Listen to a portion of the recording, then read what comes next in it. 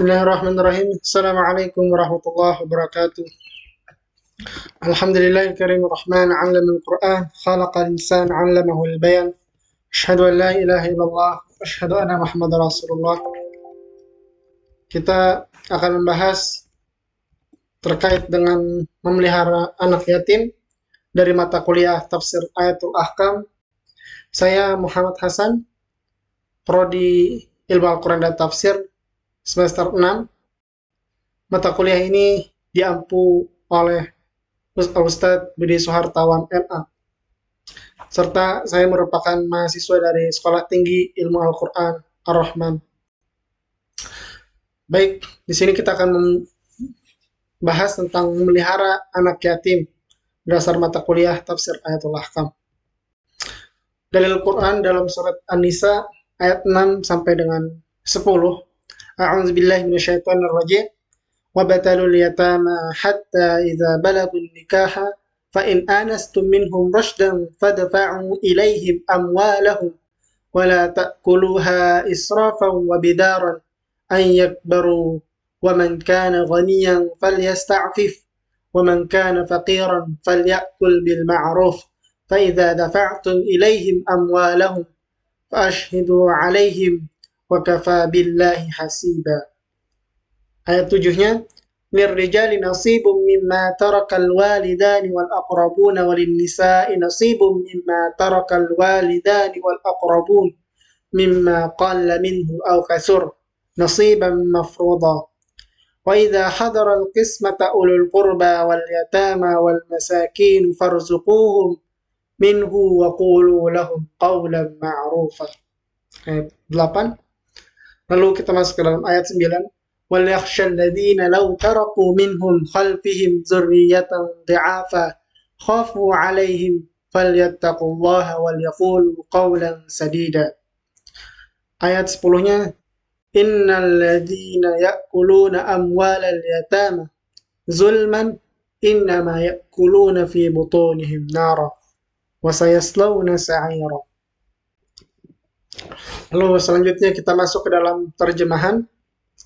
Dan ujilah anak yatim itu sampai mereka cukup umur untuk menikah. Kemudian, jika menurut pendapatmu mereka telah cerdas, pandai memelihara harta, maka serahkanlah kepada mereka harta-hartanya. Dan janganlah kamu makan harta anak yatim lebih dari batas kepatutan. Dan janganlah kamu tergesa-gesa membelanjakan sebelum mereka dewasa. Barang siapa di antara pemelihara itu mampu, maka hendaklah ia menahan diri dari memakan harta anak yatim itu. Dan barang siapa yang miskin, maka bolehlah ia memakan harta itu menurut yang patut. Kemudian apabila kamu menyerahkan harta kepada mereka, maka hendaklah kamu adakan saksi-saksi tentang penyerahan itu bagi mereka, dan cukuplah Allah sebagai pengawas atas persaksian itu. Quran Surat An-Nisa ayat 6. Selanjutnya, bagi orang laki-laki ada hak dari bagian harta peninggalan ibu bapak dan kerabatnya, dan bagi orang wanita ada hak bagian pula dari harta peninggalan ibu bapak dan kerabatnya, baik sedikit atau banyak menurut bagian yang telah ditetapkan. Quran Surat An-Nisa ayat 7. Dan apabila sewaktu pembagian itu hadir kerabat, anak yatim, dan orang miskin, maka berilah mereka dari harta itu sekedarnya, dan ucapkanlah kepada mereka perkataan yang baik. Quran Surat An-Nisa ayat 8. Selanjutnya, dan hendaklah takut kepada Allah orang-orang yang seandainya meninggalkan di belakang mereka anak-anak yang lemah, yang mereka khawatir terhadapnya kesejahteraan mereka. Oleh sebab itu, hendaklah mereka bertakwa kepada Allah, dan hendaklah mereka mengucapkan perkataan yang benar. Quran Surat An-Nisa ayat 9. Selanjutnya, sesungguhnya orang-orang yang makan harta anak yatim secara zalim, sebenarnya mereka itu menelan api sepenuh perutnya, dan mereka akan masuk ke dalam api yang menyala-nyala, yakni neraka. Quran Surat An-Nisa ayat 10. Lalu selanjutnya kita masuk ke dalam tafsir perkata. Yang pertama ada kata wabtal. Asal katanya dari ibtala yang berarti ujian. Maksud ayat ini adalah ujian akal dan pengelolaan mereka terhadap harta. Selanjutnya ada kata anastum, artinya kalian mengetahui. Ada pula yang mengatakan artinya dengan saksama. Lalu selanjutnya ada kata fal yasta'fif, artinya menahan diri dari sesuatu dan meninggalkannya. Selanjutnya ada al-qismata, maknanya adalah pembagian harta waris kepada orang-orang yang berhak menerimanya. Lalu ada kata ulul qurba, para kerabat yang tidak mewarisi karena terhijab atau terhalang, atau karena posisi mereka zawil arham. Selanjutnya, kita masuk ke dalam makna global dari ayat ini. Yang pertama, Allah Subhanahu wa Ta'ala memerintahkan para wali dan pemangku amanah agar memberikan harta milik mereka, anak yatim, apabila mereka sudah dewasa, dengan tanpa menunda. Para wali dan pemegang amanah dilarang menghambur-hamburkan dana, meski dana tersebut digunakan untuk kepentingan mereka atau anak yatim. Yang kedua, tidak dibenarkan bagi para wali dan pemegang amanah memiliki niatan atau menggunakan kesempatan membelanjakan harta anak yatim tersebut walau untuk kepentingan mereka sebelum anak-anak yatim itu dewasa dan harta tersebut diminta oleh anak yatim ketika dewasa. Tetapi jika tidak memiliki kecukupan, maka ia boleh mengambil secukupnya. Jadi Allah Subhanahu wa Ta'ala di sini memerintahkan agar para pemilik amanah atau para wali tidak memberikan harta anak yatim apabila mereka belum cukup dewasa. Karena ini untuk kepentingan mereka sendiri dan dilarang sebagai pemangku amanah untuk menghambur-hamburkan dana atau harta tersebut. Meski dana itu atau harta tersebut digunakan untuk kepentingan anak yatim itu sendiri. Selanjutnya, tidak dibenarkan bagi para wali dan pemegang amanah memiliki niatan atau menggunakan kesempatan untuk membelanjakan harta anak yatim. Jadi memang sebagai pemangku amanah atau wali, tidak dibenarkan untuk membelanjakan harta anak yatim tersebut walaupun untuk mereka sebelum anak yatim itu dewasa. Nah, setelah diminta oleh si anak yatim tersebut ketika dewasa, maka baru ia boleh memberikan harta tersebut. Tapi kalau misalkan dia ingin mengambil, maka ambillah dengan cara yang baik apabila tidak memiliki kecukupan. Tapi dengan catatan mengambil secukupnya. Nah, nanti kita akan melihat pandangan ulama terkait dengan hal ini. Yang berikutnya, jika para pengasuh hendak menyerahkan harta anak yatim, maka persaksikanlah penyerahan itu di depan para saksi, agar anak-anak itu tidak ingkar setelah pembagian harta atau penyerahan harta anak yatim tersebut. Setelah itu, cukuplah Allah yang mengawasi harta tersebut. Selanjutnya, laki-laki berhak mendapatkan bagian dari harta waris kerabatnya yang meninggal. Begitu pula perempuan mendapatkan bagiannya dari haknya sesuai yang ditentukan oleh syariat. Maka ini berkaitan dengan pembagian waris. Laki-laki dan perempuan mendapat bagiannya masing-masing terkait dengan hak waris atau harta waris. Yang selanjutnya Allah juga memerintahkan kepada wali dan pemilik amanah untuk memberikan sedikit harta waris kepada kerabat, anak-anak yatim, dan orang-orang miskin untuk menyenangkan hati mereka. Jadi Allah Subhanahu wa Ta'ala menyarankan atau memerintahkan untuk memberikan sedikit harta waris kepada para kerabat, anak-anak yatim, dan orang-orang miskin untuk kemaslahatan mereka dan menyenangkan hati-hati mereka. Selanjutnya, Allah Subhanahu wa Ta'ala juga memerintahkan agar tidak berlaku zalim kepada anak yatim dan harus diperlakukan dengan baik. Jadi tentu kita tidak boleh memperlakukan anak yatim itu zalim, tetapi kita harus memperlakukan anak yatim itu dengan baik.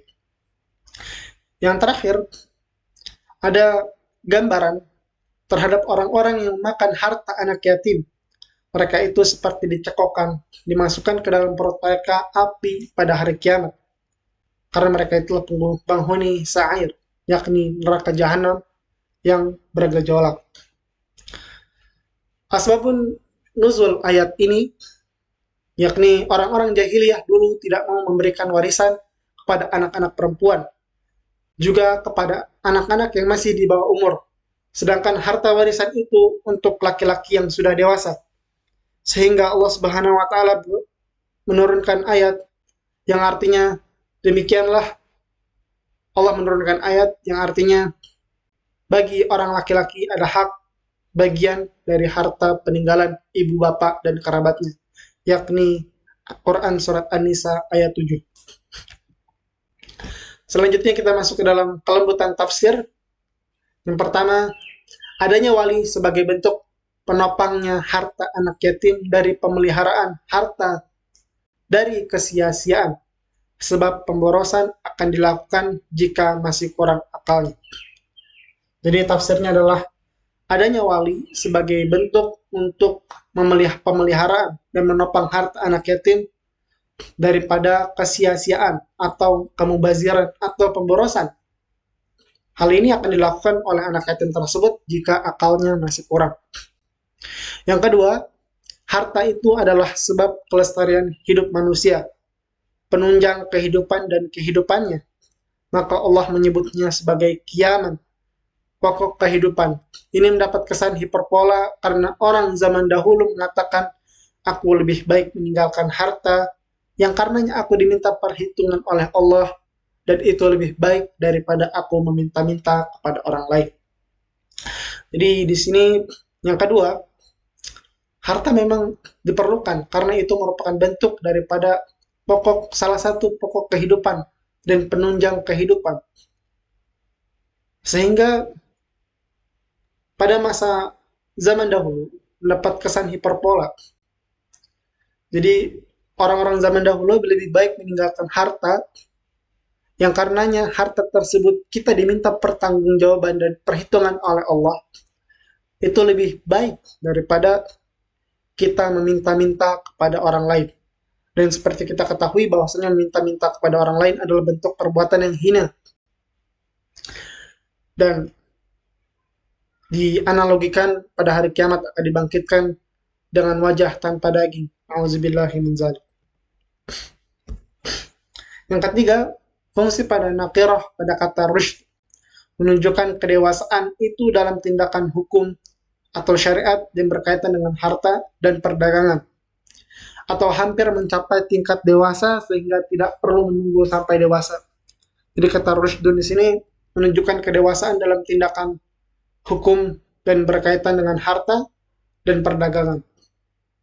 Atau kalau misalkan belum dewasa tetapi mencapai tingkat dewasa sehingga tidak memerlukan batasan sampai dewasa.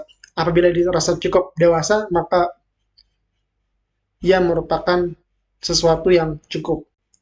Yang keempat, kata istafa lebih tajam daripada afa. Kesannya agar lebih berhati-hati memakan harta anak yatim. Yang kelima, maksud dari harta yang dimakan seperti api adalah karena memakan harta anak yatim menyebabkan mereka yang memakan harta anak yatim tersebut masuk ke dalam neraka. Jadi di sini ada juga yang mengartikan haram.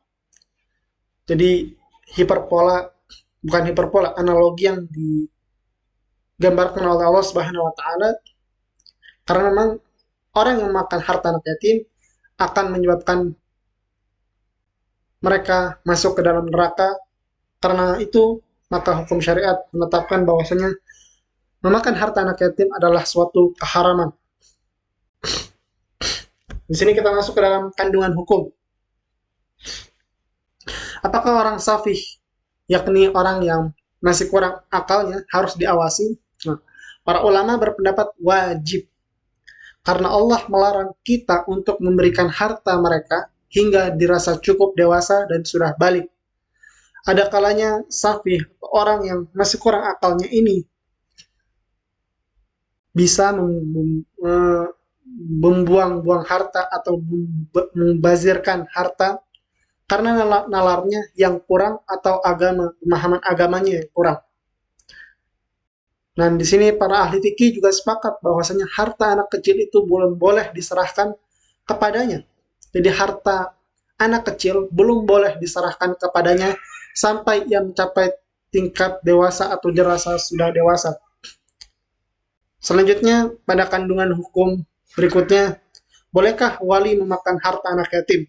Nah, sini ada beberapa pendapat. Yang pertama, para ulama bersepakat bahwa boleh mengambil sekadarnya dengan cara yang pantas, yaitu saat ia membutuhkan dan ia harus mengembalikan. Tetapi ada perbedaan pendapat, apakah wali masih mengembalikan kalau sudah mampu. Nah, di sini ada perbedaan pendapat. Yang kedua, perbedaan pendapatnya adalah para ulama tidak perlu mengembalikan apa yang telah diambilnya, sebab Allah sudah memperkenankan dengan cara yang layak. Hal ini dapat dipandang sebagai upah. Namun di sini ada tarjih atau pendapat yang paling rajih, paling kuat. Di At-Tabari menilai pendapat pertama itu lebih cocok. Boleh mengambilnya secukupnya, sekadarnya dalam bentuk pinjaman. Jadi apabila kita sudah mampu membayarnya, maka wajib dikembalikan harta tersebut. Nah, kita masuk ke dalam kesimpulan. Yang pertama, anak-anak sebelum balik harus dilatih. Dilatih untuk apa? Dilatih untuk menjaga harta mereka. Sebelum harta mereka diserahkan kepada mereka, anak-anak yatim tersebut, untuk mengetahui tingkat kedewasaan mereka. Yang kedua, ketika penyerahan harta diperlukan saksi agar menghindari keingkaran. Seperti yang tadi dijelaskan bahwasanya ketika proses penyerahan harta maka diperlukan saksi agar menghindari keingkaran. Jadi akan ada saksi di antara baik itu pihak anak yatim maupun pihak kita agar pembagian harta itu memiliki suatu nilai hukum dan memiliki sebuah saksi agar bebas daripada keingkaran. Yang ketiga, Islam menetapkan prinsip warisan di mana laki-laki dan perempuan mendapat harta warisan dari keluarganya. Tidak seperti zaman jahiliyah yang dimana hanya laki-laki dewasa yang mendapat harta warisan, namun perempuan tidak. Namun syariat Islam menetapkan bahwasanya laki-laki dan perempuan mendapat warisan daripada keluarganya, tentu dengan hitungannya masing-masing. Yang keempat, wajib berbuat baik kepada anak yatim juga mengkhawatirkan bahaya seperti mengkhawatirkan anak-anaknya sendiri. Jadi di sini kita tidak boleh zalim dan harus berbuat baik kepada anak-anak yatim. Sebagaimana kita mengkhawatirkan anak kita sendiri, maka kita harus mengkhawatirkan anak-anak yatim tersebut. Jadi sudah dianggap sebagai anak. Yang kelima, menyelewengkan harta anak yatim termasuk dosa besar yang akan yang menyelewengkan harta anak yatim itu ke neraka.